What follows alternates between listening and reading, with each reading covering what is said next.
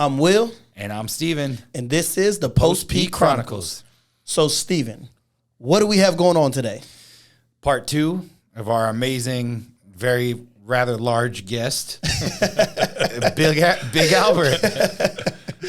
So, part 2, what happened last time? Recap for us. So, Albert, last time you grew up in Puerto Rico, basically homeless. Mom ditched you. You finished school, high school, all by yourself in a country you didn't even know the language. Joined the military, mental health issues. They didn't give you help. They kick you out. You end up homeless. You end up committing a crime against the 7-Eleven you're working at. Mm-hmm. Then you have this come to Jesus moment. You are now a man, a follower of Jesus, and you're getting on the right track. You admit to this sin/crime you committed years prior. You turn yourself in. Now you're in jail. What's going on in your life at this point? That was a good synopsis. And not only that, I just want to make a point because you committed the crime, but even in his crime committing days, he remembered to lock the door after himself. Yeah. So that was cool. So go ahead. That was nice of me. Went to jail here in South Bay, actually, was where they took me. And then did some time in, first of all, when you guys know this, when you first go into the pods, pretty much the three main key holders will kind of hit you up, right? And Where you from, homie? Yeah. So basically, because I'm super tall, they think I'm white, but I'm Puerto Rican, so my last name's Hernandez. And so like the Paisas hit me up, the Woods, and the Sureños. Well, me not knowing much about jail, I'm like, well, y'all join the Sureños. That's cool. Didn't know what I was getting myself into. But, like in jail, it's a little different than prison. Definitely. So you don't have to do as much work. And because of my size, I feel like, not to brag, but I feel like they were kind of intimidated by me. I am right now. Right. Yeah. Because there were a lot of times where, for instance, you're supposed to wake up real early in the morning and exercise. That's one of their rules. And I didn't do it. And I was supposed to get checked. I was supposed to get beat up for that. Who's gonna check him? Right. I'm like, you got him? No, you got him. I'm like, all right, I'll take it. Whatever. Come on. Yeah, but they were just like, no, just do 100 burpees. That's cool. So I could tell that they were kind of intimidated by me, but I didn't take advantage of that at all because I just wanted to get out. To be honest with you, I had told this story where this kid came in and he was a pedophile. He was not a kid. He was in his late 20s, and they recruited me to pretty much mess this dude up, me and another guy, and I was willing to do that because I had got sexually assaulted as a kid, so that was the one thing that I was willing to do. Right. The one thing I didn't like about jail is it made me kind of racist. That's right. They will do that in California. Yeah, for sure. And I grew up in Puerto Rico. Some of my family members are black, but they're Puerto Rican, right? Their color is black, and black? Probably darker. And so they were pretty much forcing me to not hang out with people that I hung out with my whole life.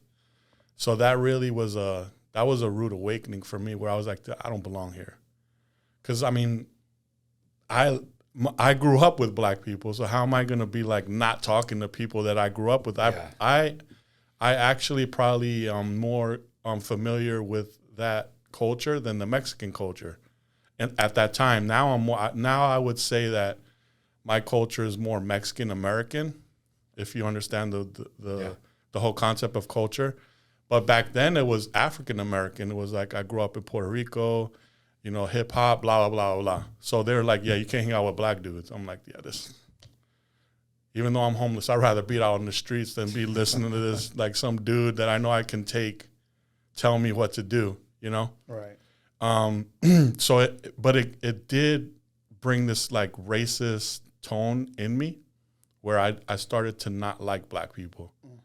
And it also brought out this like hatred, like all this. So I really feel like all this hatred and violence and racism was really because of what happened to me as a kid and my trauma.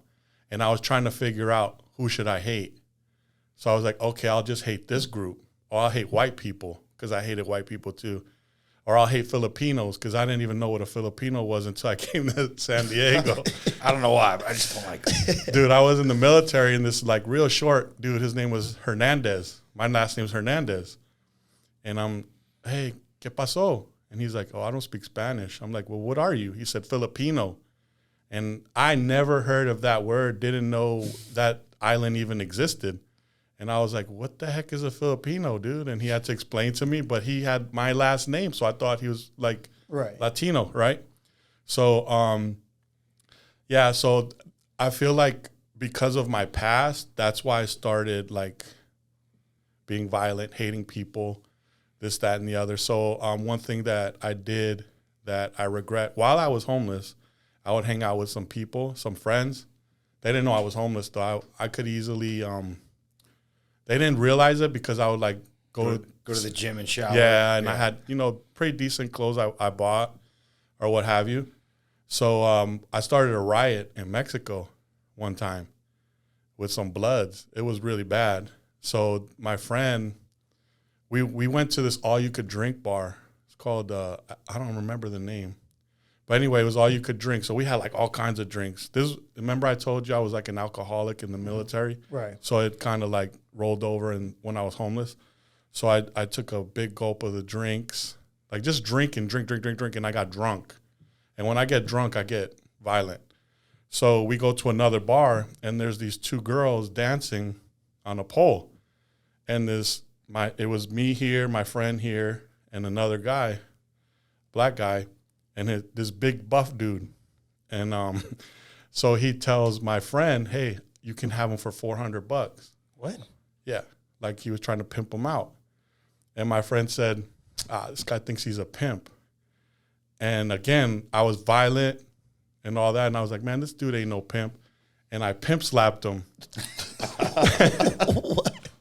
I slapped him.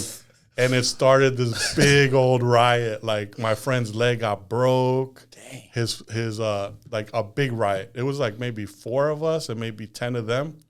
We're just going at it. Just imagine this big riot in Mexico. So they take us to jail in Mexico. We get out of it. We're going home, and bro, there's like 10, 15 Bloods waiting for me. They were going to kill me. I know for a fact they were going to take me out. And so thank God there was I'm going off topic here, but thank God there was like this mobile police station. And so when I walked out, they surrounded me right in front of the police station. And the police came out, hey, what's going on? And then we kind of like slipped out, jumped in the cab, and just took off. If they had waited, maybe just waited till I got up the block, I probably wouldn't be here right now. I definitely wouldn't be talking the way I'm talking right now. I probably would be like a vegetable or something, you know what I'm saying? Like, yeah. I've seen that before. I've seen it in jail where they beat this dude up to the point where I heard he became like a vegetable. Like, they beat him up that bad. Yeah. Like, they were just kicking him in the head and stuff like that. So, so yeah, jail kind of like made me this person that I didn't really like, right? But I did like it. It was like this addiction in the moment. No, like that's the way I like in that time of my life, I loved violence. Right. I was addicted to it. Maybe a year. Okay, so a year of just violence. Just fighting. I started fighting and just. Remember I told you, like, in the military, I was violent? Yeah, so that's how I became in jail. And they give you an excuse to be violent, too. Right. So it's like, hey, go beat this dude up. Yeah. And then you get rewarded for it. You know, oh, man, that's dope. That's sick. Oh, you beat his ass, blah, blah, blah. Like, you know, where in the military, they're, like, slapping you on the wrist. They're, like, lifting you up. And I never had that before. Right. Because I was bullied as a kid, So I've always, with my peers, I've always had that like distance. Mm-hmm. But now that I'm like this violent dude, like I kind of enjoyed it. So let me ask you a question, because the reason why you went to jail was because you found God. Right. And the pastor is the one that said, hey, bro, you have to turn yourself in. Mm-hmm. And so you went into jail with this newfound spirit, with this newfound love of Christ. Mm-hmm. And then you do the exact opposite when you're in jail. How or when was there a time where that kind of set in? So I think what happened was I got bitter towards the church because I was in jail and nobody visited me. Nobody wrote me. Nobody. And if you're playing the victim, it was their fault. They're the ones that made you turn yourself in. Right. When you're in that position, you're like, oh man, this I could have got away with it. Right. Like, and this guy doesn't even write me or nothing. So I'm like, I took a 180. When did you turn back around? Yeah. So now you're out of jail. What's the process once you're coming out? What do you mean? Well, you turned to 180 and now you're angry. You was bitter with the church. You're like, man, forget this. And you were violent and you loved the violence. For that year, you were an extremely large, violent man and a bit of a racist in there. But then when did you turn back to the Albert that we see today? I think it was when, you know the word repent? Mm-hmm. You know what that word in the Greek is? 180, right? No, the Greek word. It's metanoia. Metanoia means to have a change of mind. It's not necessarily your behavior, it's your mindset. Right. And I think when I had shared about there was like the storm and I remembered my mom telling me these things, that's when my life changed. I had a metanoia moment. I had a moment where I had this change of mindset that, you know, if you're going to change, you have to have that moment. Like even an addict, right? Mm-hmm. They have to have that rock bottom moment. That was my rock bottom moment. Right. I had nothing. I had no one. And I realized that if I kept going the route I was going, I probably either stay in the streets or probably dead. I love that you said it's a change of mindset. And a lot of people got to realize, like, it's not just like, oh, I'm not going to do it again. You know, right. Oh, I gotta act better, you know, especially religious people, because you know, even in Romans, it says, do not conform to the patterns of this world, but be transformed in the renewing of your mind, right? Exactly. You got to renew your mindset, not, oh, I'm just not going to do it again. That's not repentance. Repentance is let's change what we're doing, almost change a complete direction, right? Which you have to change your mindset to do. The mind is the most important part. So what happens after jail? So got out of jail, started again going to the gym. That's where I met my friend Eddie. He was moving into another place and it was kind of expensive. So he kind of like just threw it out there. Hey, I need somebody to move in with me. It would be like sleeping on the couch for $150. And I was like, yes. No, I played it off like, well, because I didn't want him to know I was homeless, right? So I was like, well, I don't know, dude. You know what? I'm having problems at home too. I'll do it. Smart man. Now I'm living home. I'm homeless, but inside I'm like, yes, right? And I remember I didn't have a car, so he had to help me get my stuff, and that was the first person that ever knew that I was homeless, like 100%. Because I said, well, I'm gonna be honest with you, man. My clothes are in that lot. He's like, man, shut up, dude. I'm like, no, I need to get my clothes. Can you drive me to that lot? And I got my clothes, and when I got in, I could tell he was like emotional, like, wow. And I shared my story with him.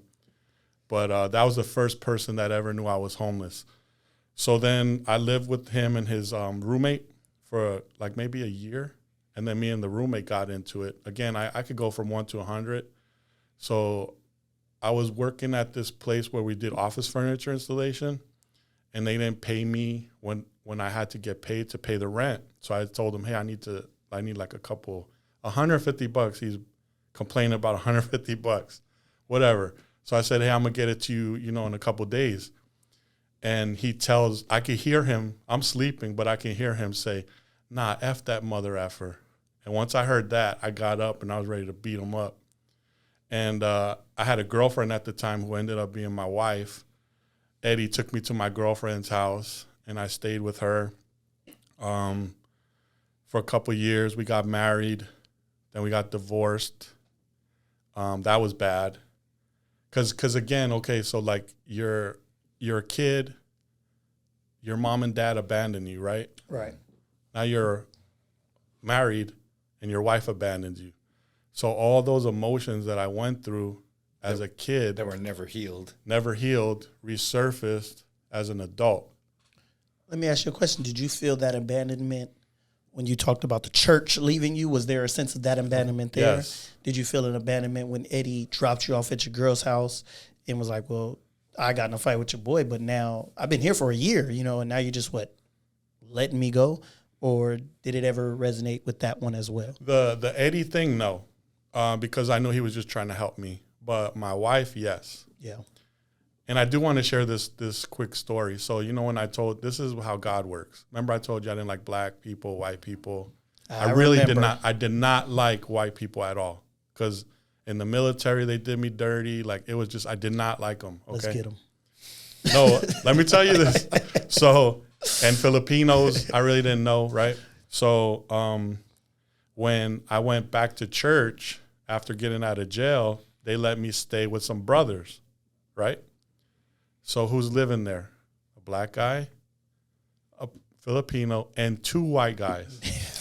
You said brothers. I thought they was all black. No, brothers, like brothers in the church. brothers of Christ. I thought the same thing. I was like, oh, okay. No, brothers. Okay. Brothers. There's a difference. The us, not the hard-er. Yeah. So what that helped me to do was learn how to love people for who they were, as opposed, I love them dudes. Yeah. Now, at first, I was like, oh, man, here we go, dude. He tested you. This church is doing me dirty again. He put me in a position where I was forced to love them dudes, because what am I going to do, go back on the streets, right? So he put me in that position where I was forced to love them. And that's why that got rid of all that racism crap and all that at that moment. That was probably right before I moved in with my ex-wife, is right between that time. No, a little further back. When I got out of jail, that's when that happened. So that really helped me to love people in general. And then after that, I got divorced, and that's when I decided to go to school. Right. And the reason why was I was like, man, I'm so jacked up. I need to learn why I'm messed up, And so I got my bachelor's in counseling, and I learned a lot. You learn a lot about mental illness. I didn't know a lot about mental illness till I went to school, and I didn't know how to cope with it or anything. Like, my coping skills was violence or take a bunch of pills, drink alcohol, and go to bed. Because I did that when I got divorced.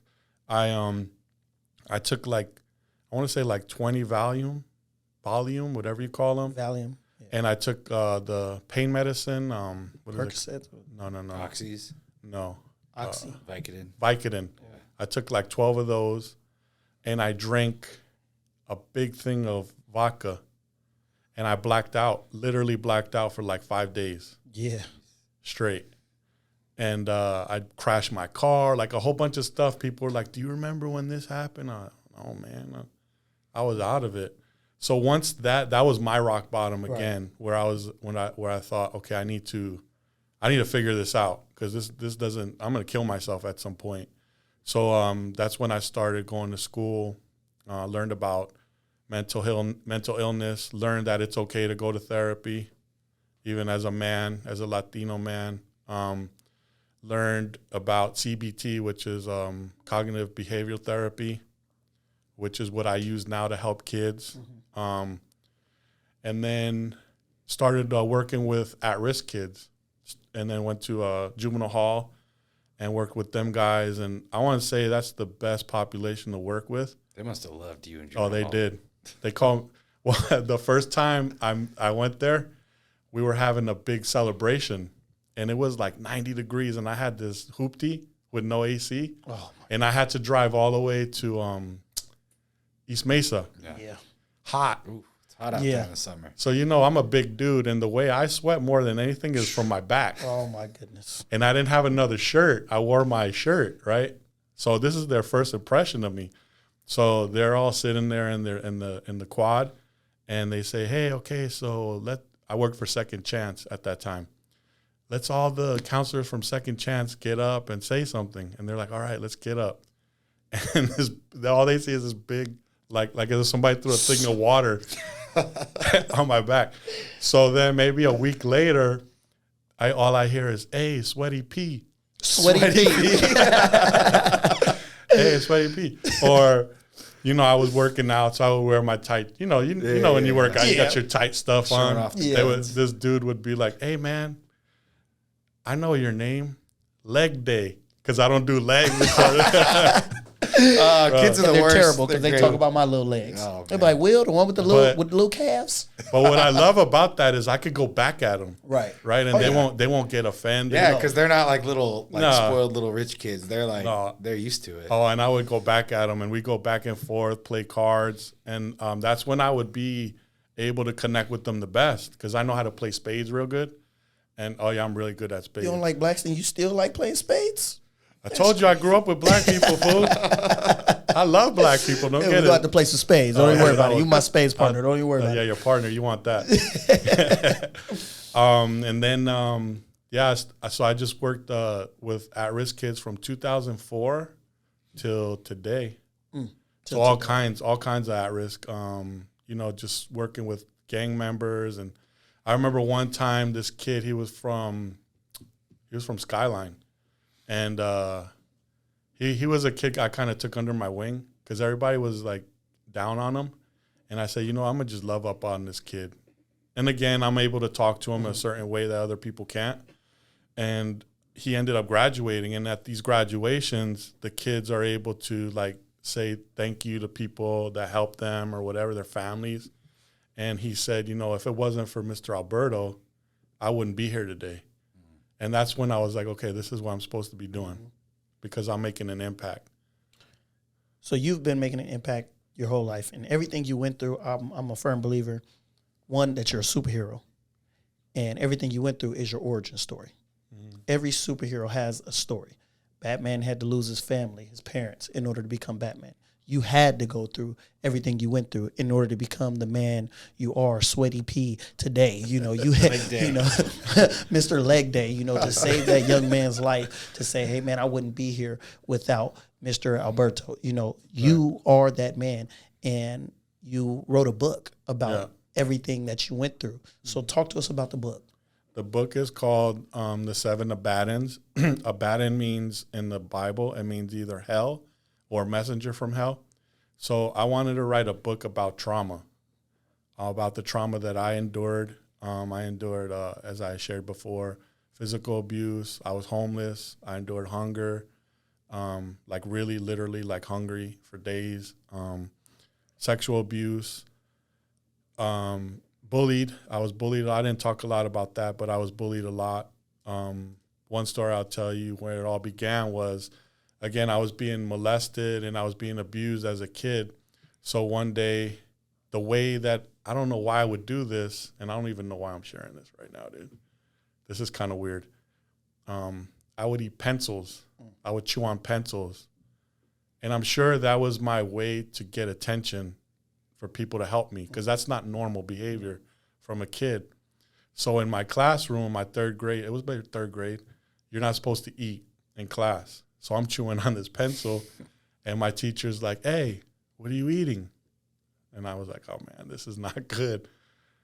Get up here. She got me in front of all the kids and told me, show me what you're eating. And when I opened my mouth, oh, man, and the teacher, instead of helping me, kind of like fed into what the kids were doing, and she was like that too. And at that moment, I started getting bullied, like bad. So that wasn't, and you wouldn't think my size, but back then I was a normal looking kid. Right. I was like a normal kid. I wasn't big at all.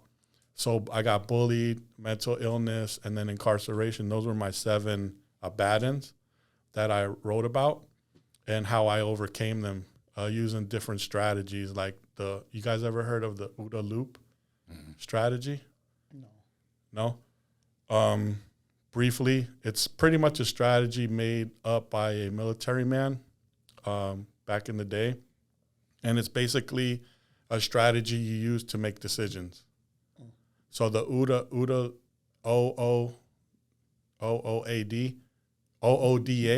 is an acronym: observe, orient, decide, and act. So that's called the OODA loop theory. And then there's another theory called the motivational interviewing theory. You heard of that? To make changes? No. They use that for addicts, actually, like pre-contemplation, contemplation, action, maintenance. So I kind of use those theories that I learned in college to help me kind of change and overcome. So really quick, I'm looking on Amazon right now. We got Mr. Nestor Alberto Hernandez, The 7 Abandons, Overcoming Trauma Using a Holistic Approach. So if you guys are interested, it's on Amazon. If you're from Chula Vista, you can't miss him. Ask him to autograph your book. When you see him, literally can't miss him. He's Literally the biggest can't guy miss walking down the street. What are some of the other things you're working on? Right now, I'm working on another book called 7 Abandons of At-Risk Kids. Basically, it's what I observed when I was in juvenile hall, when I worked with at-risk kids, what their traumas are. A lot of them are, gang members, drugs, pregnant parents and teens. And so I had relationships with different kids, different groups of kids that struggle with those traumas. So that's what I'm working on right now. I have a business called Espoir Consulting, where I teach about things like restorative practices, restorative language, the motivational interviewing, OODA loop theory, those things for decision making and change. What's that one more time?